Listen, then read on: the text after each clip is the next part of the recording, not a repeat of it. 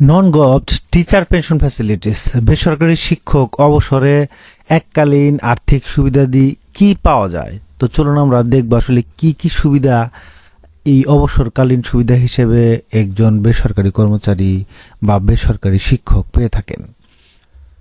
এমপিভুক্ত বেসরকারি শিক্ষা প্রতিষ্ঠানের শিক্ষক ও কর্মচারী অবসর সুবিধাদি বিধিমালা 2005 মোতাবেক চাঁদা প্রদানকারী কোনো শিক্ষক বা কর্মচারী শিক্ষা প্রতিষ্ঠানের চাকরি হইতে অবসর গ্রহণ করিলে তিনি এমপিভুক্ত হইবার পর যত বছর শিক্ষা প্রতিষ্ঠানে চাকরি করিয়াছেন তাহার ভিত্তিতে মূলত এই এককালীন আর্থিক সুবিধাদি প্রাপ্য হয়।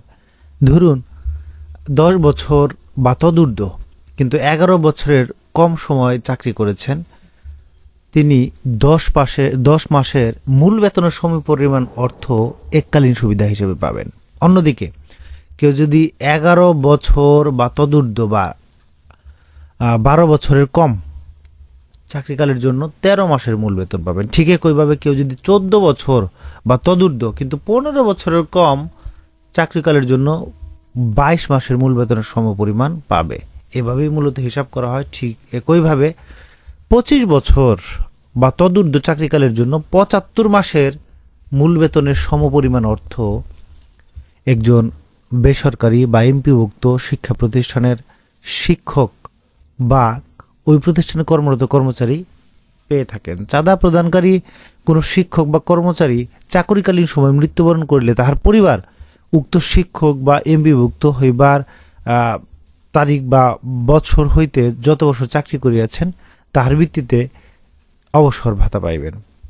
তো প্রাপ্য যে সুবিধাদি প্রাপ্য হইবার জন্য সরকারি বেসরকারি শিক্ষা প্রতিষ্ঠানের শিক্ষক কর্মচারীগণের মাসিক বেতন ভাতার সরকারি অংশ প্রদানকালে প্রত্যেক শিক্ষক ও কর্মচারীর মূল বেতনের 4% হারে অর্থ অবসর সুবিধা হিসেবে বা অবসর সুবিধা চাঁদা হিসেবে সরকার কর্তৃক কর্তন করা হয়, যা আসলে বাধ্যতামূলক। অর্থাৎ এই যে সরকারি যে অংশটুকু দেয় সেখান থেকে 4% সরকার কেটে রাখে, সেখান থেকে এই সুবিধা দেয় সেটিও বলতে পারেন।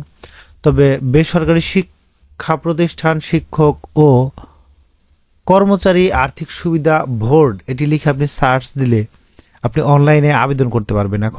এখন আসলে অফলাইনে আবেদনের কোনো সুযোগ নেই, অনলাইনে আবেদন করতে হয় এই আর্থিক সুবিধা পাওয়ার জন্য।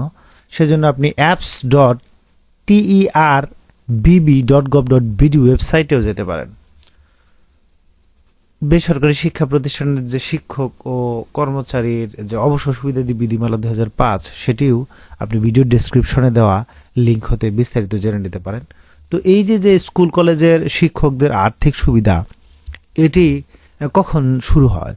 2002 সালের 27 নং আইনের মাধ্যমে বেসরকারি শিক্ষা প্রতিষ্ঠান কর্তৃক বা শিক্ষক ও কর্মচারী আর্থিক সুবিধা বোর্ড গঠন করা হয়।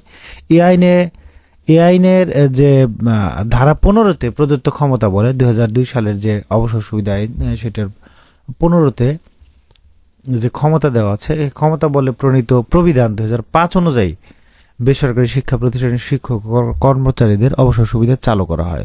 প্রবিধানমালা বা যেটি বিধিমালা 2005 এর উপপ্রবিধান 10-1 অনুযায়ী এমপিভুক্ত অবসরপ্রাপ্ত বেসরকারি শিক্ষক ও কর্মচারীদের অবসরকালীন সময়ের সুবিধা প্রদান করা হয়। বর্তমানে ব্যানবেইজ ভবন 1 জহির রায়হান রোড, পলাশী, নীলক্ষেত, ঢাকার নিচতলা 5টি কক্ষ নিয়ে এই কার্যক্রম পরিচালিত হচ্ছে।